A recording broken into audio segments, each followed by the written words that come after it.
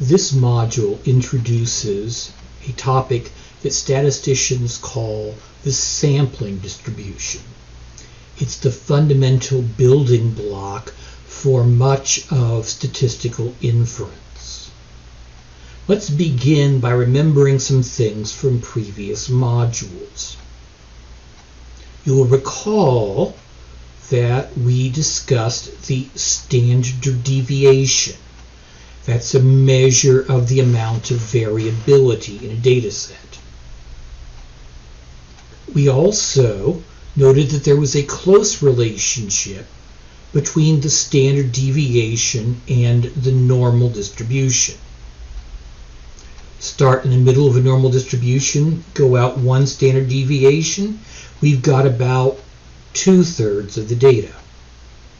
If you go out 2 standard deviations, how much of the data was that?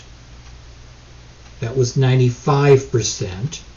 And 3 standard deviations gives us virtually all the data.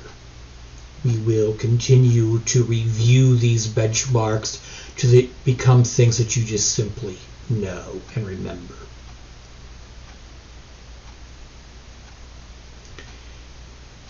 Anastasia and Berengaria are students in our class, and each of them has written the perfect survey.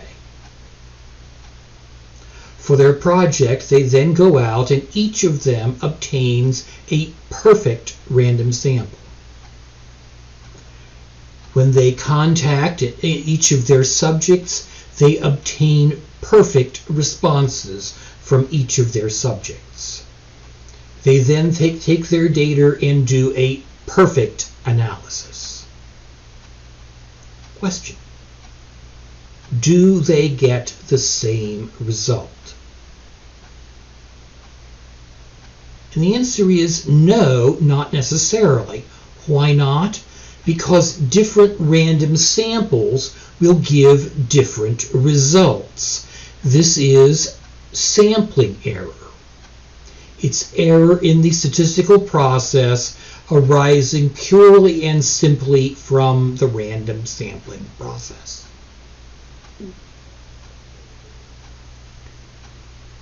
What statisticians call a sampling distribution is all of the possible values we could get from that random sampling process.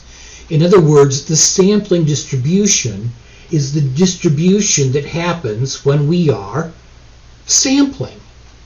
It's amazing how they come up with some of these terms. Notice that we cannot in general say in advance how much error a particular sample has. We don't know how much this particular sample is off by. But we can say that in general, on average, in the long run, we're going to have this much error, this much uncertainty arising from our sampling process. And that's what we'll be focusing on in the current module. How do we assess the amount of error present on average in a sample?